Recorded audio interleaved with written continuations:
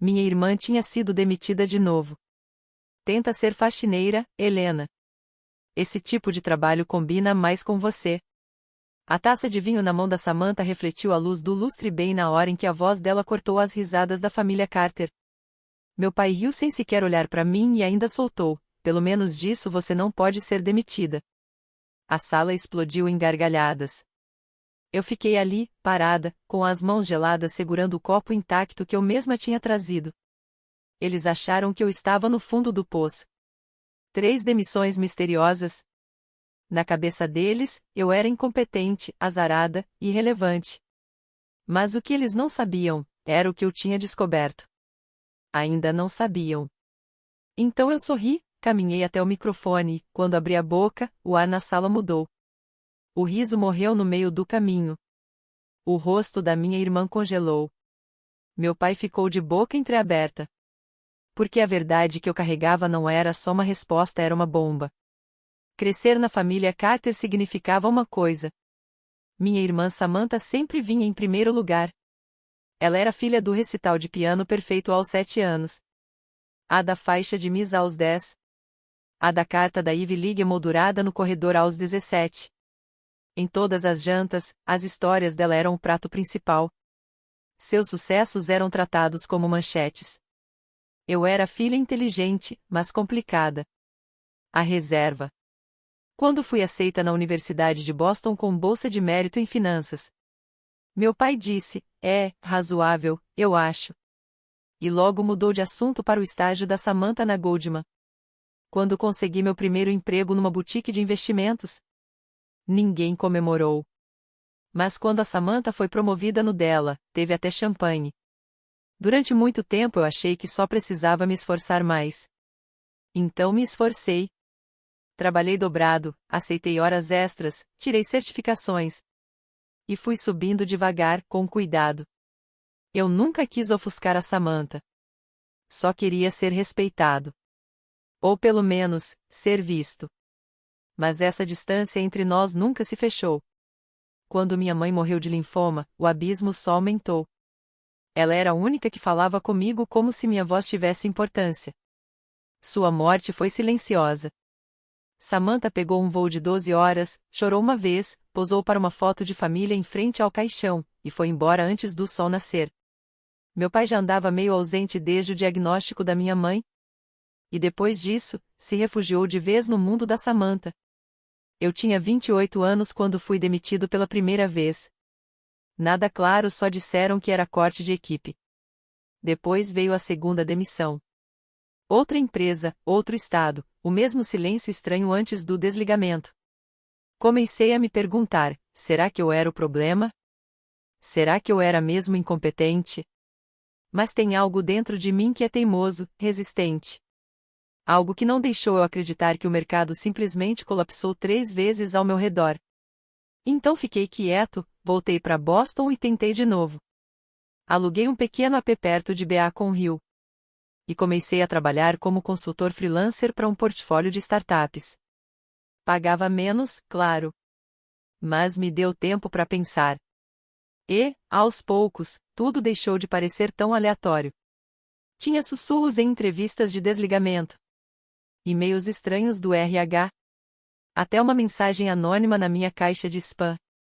Ela garantiu que você fosse descartado. Só para constar.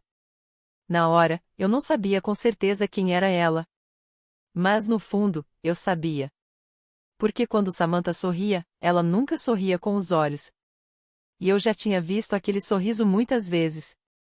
Sempre que eu tropeçava. Mesmo assim, eu nunca disse nada. Até a noite em que ela brindou, sorrindo com deboche. E fez piada da minha carreira na frente de 60 pessoas. Naquela noite, eu decidi que não ia só me defender. Eu ia acabar com a farsa dela no palco que ela mesma escolheu.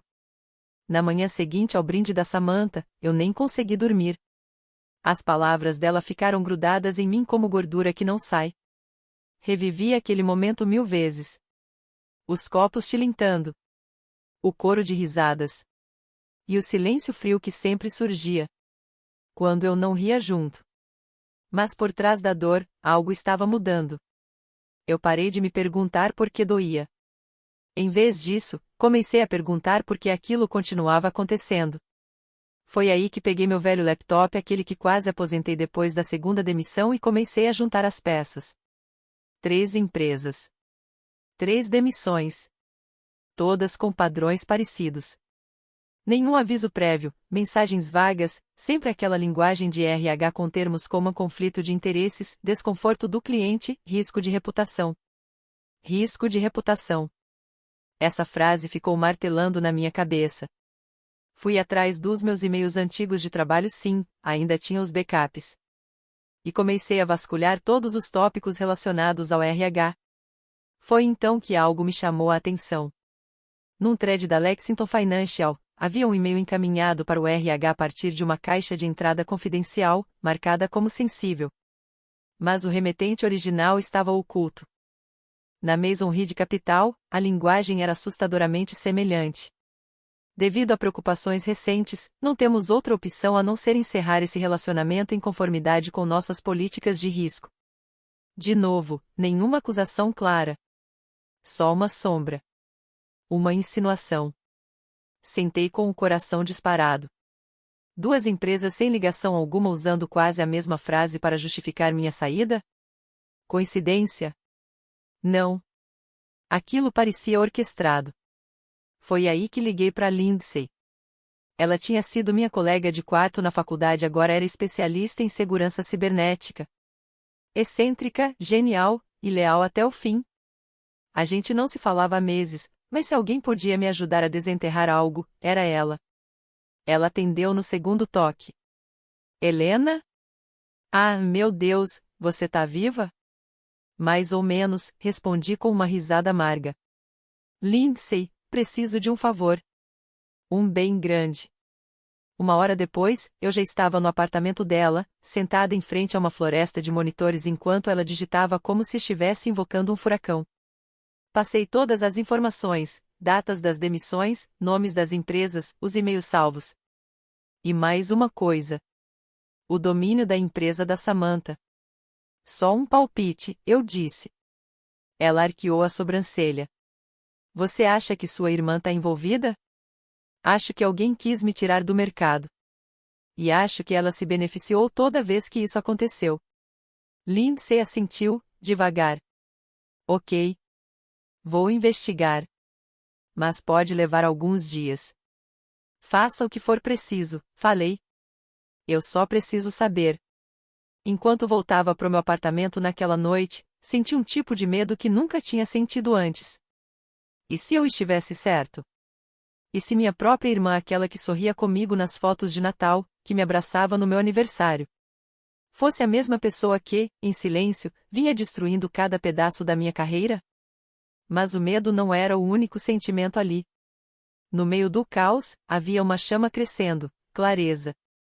Porque se foi ela quem tentou me enterrar, eu faria questão de que se arrependesse de não ter cavado mais fundo.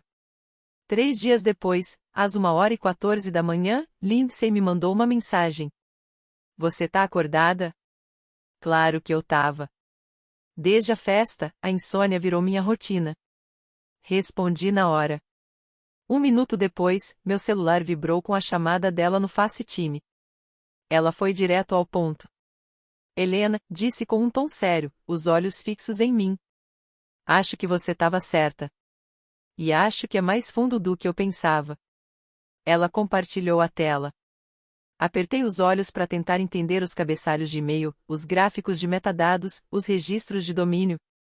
Até que ela deu em um nome. scarter@ventacapital.com. O e-mail corporativo da Samantha. O que eu tô vendo? Perguntei, com a voz seca. Ela mandou e-mails do trabalho dela para suas ex-empresas, explicou Lindsay. Foram mascarados por um sistema anônimo de denúncias, mas as impressões digitais estão lá. Os registros de data e hora, os caminhos de roteamento, o IP parcial, tudo leva ao escritório dela. Fiquei olhando para a tela, imóvel. Então, foi ela mesmo? Lindsay assentiu. Ela fez denúncias contra você. Todas vagas, mas sérias o suficiente. Desconforto de cliente. Manejo impróprio de documentos. E a mais grave, possível vazamento de dados confidenciais. Ela me acusou de vazar informação? Minha voz falhou. Lindsay deu de ombros. Não diretamente. Mas lançou a suspeita. O suficiente para parecer real. E nesse mercado, ninguém arrisca manter alguém com esse tipo de sombra no currículo. É sabotagem corporativa clássica. Afundei no sofá. Por alguns segundos, não consegui nem respirar. Eu suspeitava dela. Segui um instinto. Mas ver tudo ali, preto no branco, era diferente. Não foi só traição. Foi difamação. Premeditada. E pior, deu certo. Que tipo de pessoa faz isso com a própria irmã? Sussurrei. Lindsay hesitou antes de responder. Alguém que te vê como uma concorrente. Ou pior, como uma ameaça. Pensei em todas as reuniões em que a gente cruzou sem querer. Todos os eventos com clientes em que ela sorria enquanto eu falava. Um sorriso que agora parecia tão falso que doía lembrar. Talvez eu devesse ter percebido antes. Talvez minha mãe já soubesse, antes mesmo de adoecer. Consigo reunir mais provas, disse Lindsay, quebrando o silêncio. Se eu conseguir acessar o laptop do trabalho dela ou a pasta sincronizada na nuvem, posso encontrar rascunhos, mensagens, planos. Coisas que serviriam como evidência. Coisas que você pode levar a um tribunal, ou à imprensa. Meu peito apertou. Isso significava uma coisa: entrar na casa dela. Lindsay assentiu. Você vai precisar de um motivo para estar no apartamento ou no escritório dela. E vai precisar ser rápida. Fiquei olhando para a tela escura do computador por um tempo que pareceu eterno. Samantha vinha fazendo isso nas sombras há anos. Cada golpe dela foi sutil, preciso como uma faca cravada com cuidado. Mas agora o jogo tinha mudado. E eu não jogaria mais sob as regras dela. O convite chegou dias depois, impresso em papel de linho caro. Como se quisessem dar elegância ao insulto. Em homenagem a Samantha Carter, nomeada diretora de investimentos da Avena Capital. Abaixo, em letras pequenas e douradas. Somente para a família. Quase rasguei o convite ali mesmo. Mas, em vez disso, prendi na porta da geladeira. Eu precisava do lembrete. Meu pai ligou 2 dias depois. A voz dele era a mesma de sempre, distante, prática, quase robótica. Você vai, né? É uma noite importante para sua irmã. Tive vontade de perguntar se algum dia eu teria uma noite importante. Mas não valia a pena. Vou sim, respondi. Eu não estava indo por Samantha. Nem pelo meu pai. Estava indo para vê-los desmoronar. Eles só não sabiam disso ainda. A festa aconteceu num salão privativo no topo do Hotel LRA, no centro de Boston. Tudo era puro luxo. Quarteto de cordas tocando ao fundo, pirâmides de taças de champanhe. E risadas falsas ecoando no chão frio de mármore. Cheguei sozinha, usando um vestido azul marinho justo, maquiagem leve. Sem acompanhante. Só eu, o convite. E um pequeno pendrive prateado escondido na minha bolsa. Samantha parecia uma estrela. Claro que parecia. O vestido dela brilhava como constelação. O sorriso era tão natural quanto ensaiado. E a risada, suave e calculada, flutuava pelo salão como uma música que ela sabia de cor. Mas quando ela me viu, seu sorriso vacilou.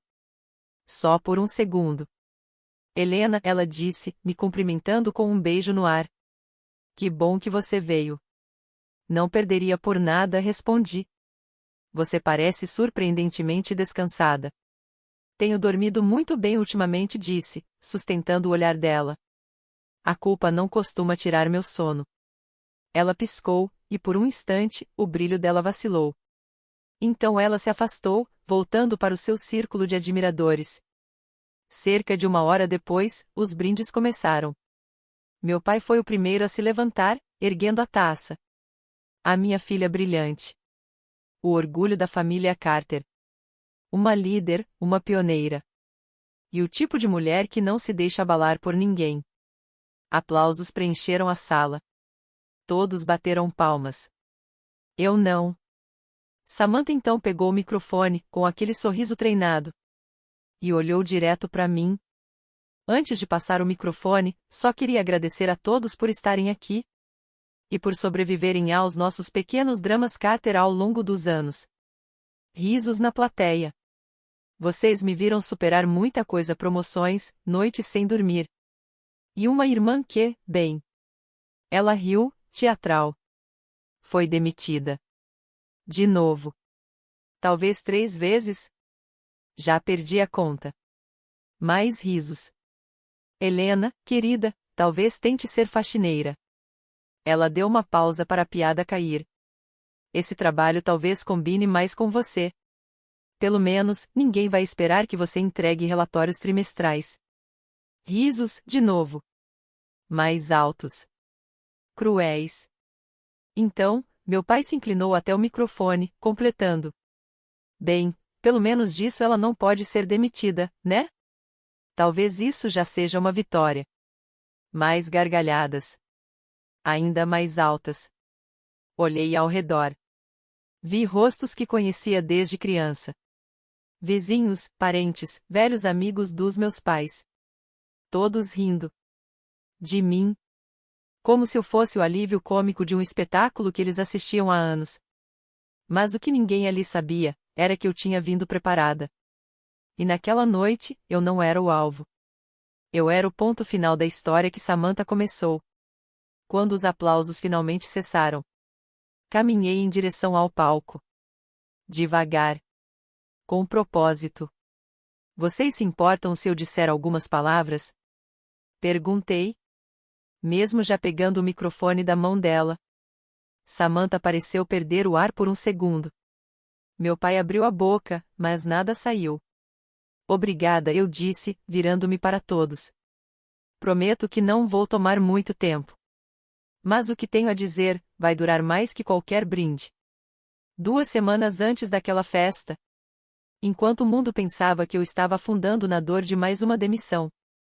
Na verdade, eu estava planejando minha guerra silenciosa. Lindsay e eu tínhamos mapeado tudo. O laptop da Samantha sincronizava com o armazenamento em nuvem da Vena Capital. E embora a empresa tivesse políticas rígidas de retenção e criptografia, ela por conveniência ou vaidade, mantinha arquivos confidenciais não criptografados em uma pasta local no próprio notebook pessoal. A arrogância tem o hábito de ignorar o básico da segurança. A gente só precisava de acesso. E eu sabia exatamente quando. 3 dias antes da festa. Samantha postou uma foto no Instagram Stories. Um retiro de spa em Birkers. A legenda era curta. Merecido. Perfeito. Esperei até 23h30. Então dirigi até o condomínio de luxo dela, com vista pro Rio Charles. Ainda tinha a chave reserva. Ela me deu 6 anos atrás. Depois de esquecer de pausar o Blue Apron antes de uma viagem de yoga. Eu nunca devolvi a chave. O prédio tinha porteiro, mas ele estava cochilando atrás da mesa. Passei direto, como se pertencesse àquele lugar. Subi de elevador até o 12º andar. E entrei no apartamento dela. Tudo estava impecável. Demais até. Aquele tipo de minimalismo planejado, frio. Que grita ostentação. Não lar. O laptop dela estava em cima do balcão de mármore. Aberto, carregando. Conectado. Como se estivesse me esperando. Sussurrei um obrigada silencioso à vaidade da Samantha. Conectei o USB personalizado da Lindsay. Ele escanearia documentos, rascunhos de e-mail, arquivos excluídos. Rastros de cache, registros na nuvem. A tela se iluminou. Pasta após pasta aparecendo. E, no apartamento da Lindsay, a interface começou a exibir as palavras-chave. Helena Carter and 17 ocorrências. Risco de reputação a 6 correspondências. RH anônimo 3 rascunhos de e-mails. Conflito de vena um arquivo mestre. Cliquei em um dos rascunhos. Estamos preocupados com o padrão de comportamento da senhorita Carter com clientes sensíveis. Ela tende a compartilhar detalhes estratégicos em excesso. Outro dizia: recomendamos cautela em relação à confiabilidade da senhorita Carter. Já houve preocupações éticas anteriores. A linguagem era cirúrgica.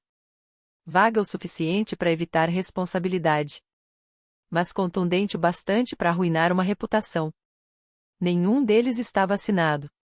Mas todos haviam sido escritos, salvos e editados naquele laptop. Na máquina dela. Então encontrei o que me fez gelar. Uma planilha com meu histórico profissional completo. Codificada por cor. Organizada por empresa.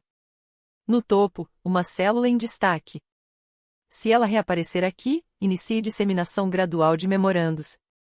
Uma ameaça a ser controlada. Como se eu fosse uma praga. Copiei tudo. Cada e-mail. Cada rascunho. Cada versão. O LED do USB piscou em verde. Transferência concluída. Apaguei todos os rastros. Ejetei o drive. Recoloquei o laptop exatamente como estava. Antes de sair, parei por um momento. Olhei ao redor. Quadros emoldurados nas paredes. Livros de autoajuda com lombadas intactas. Uma fruteira montada como vitrine sem nenhuma fruta tocada. Tudo ali era perfeitamente superficial. Mas agora, eu tinha os arquivos. A prova de tudo. Manipulação. Sabotagem. Controle. Quando saí para o ar frio da noite, não tremi. Porque, pela primeira vez em muitos anos, eu não estava só tentando sobreviver. Eu estava pronta para revidar. Na festa, subi ao palco com as mãos firmes. Peguei o microfone. Obrigada pelas palavras gentis esta noite. Comecei, deixando minha voz fluir pela sala.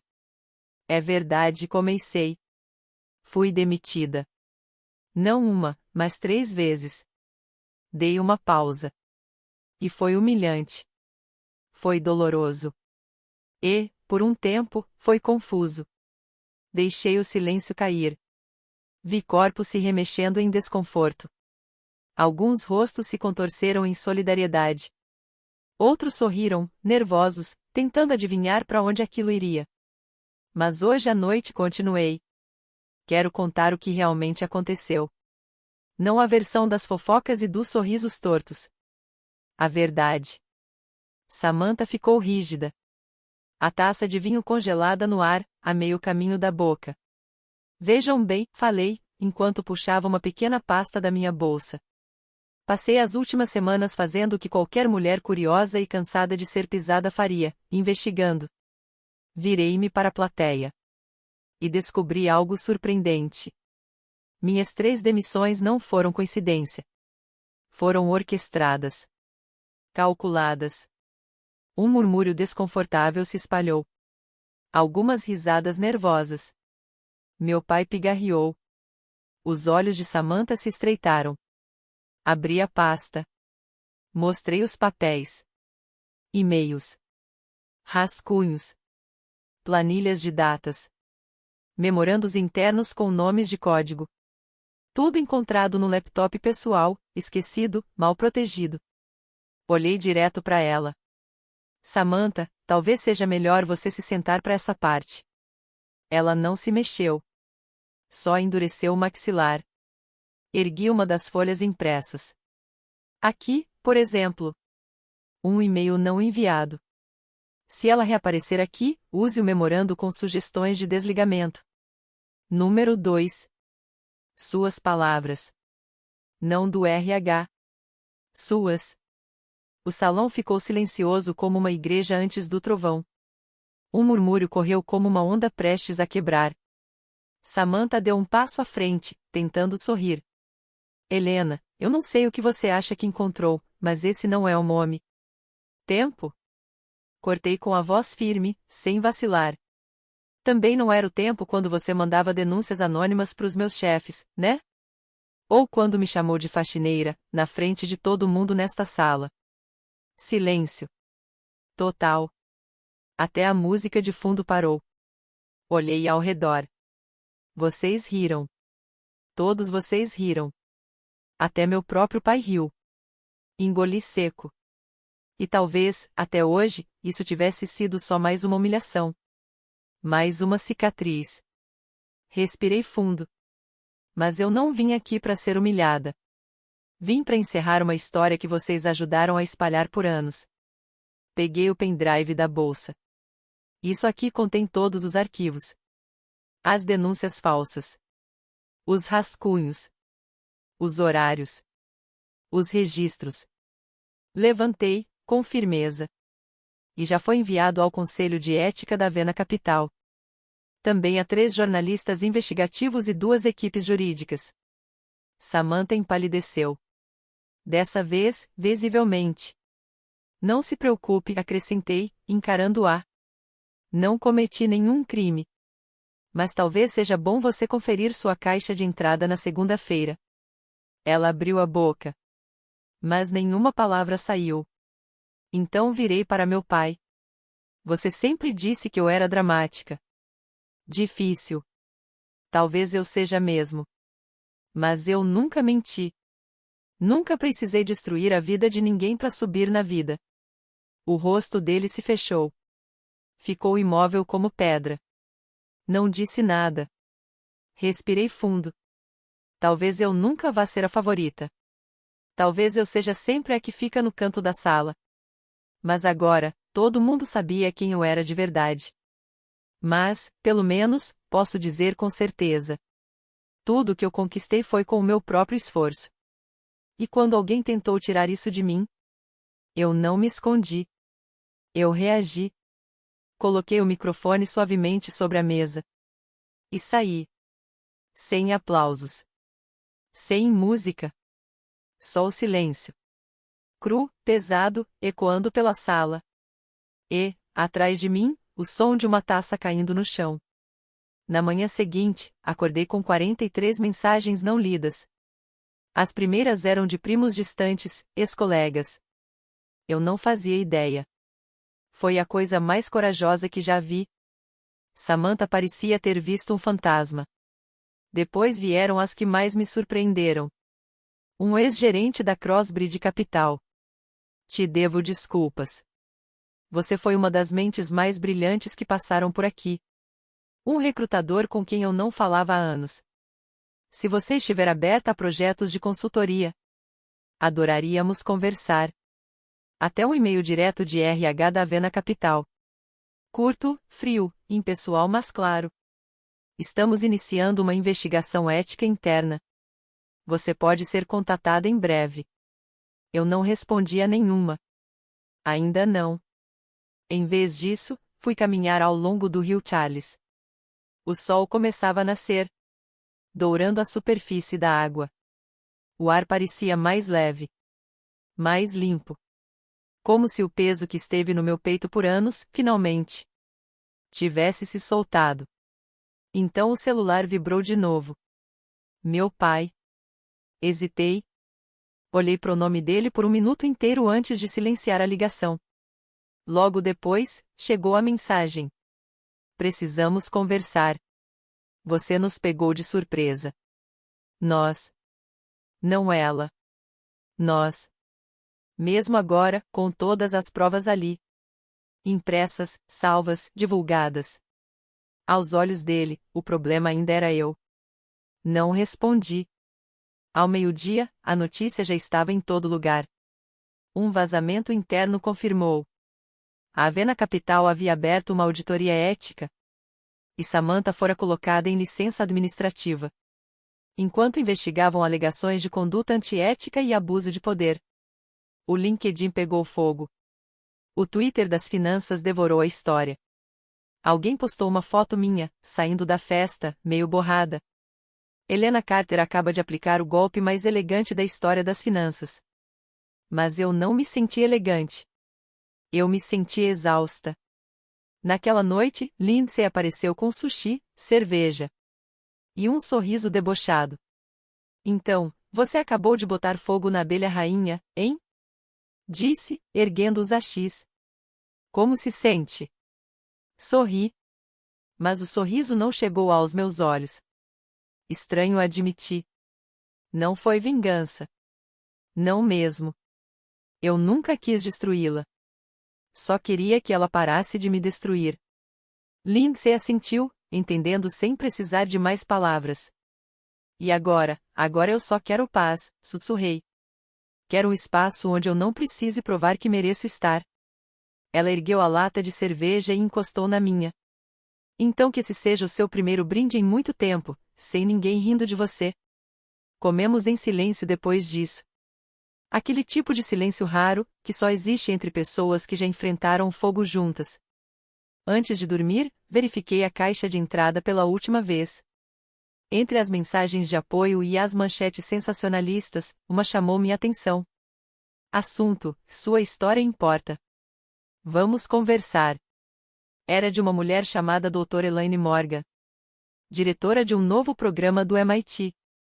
A Iniciativa de Liderança para Mulheres em Finanças. Ela tinha lido sobre tudo.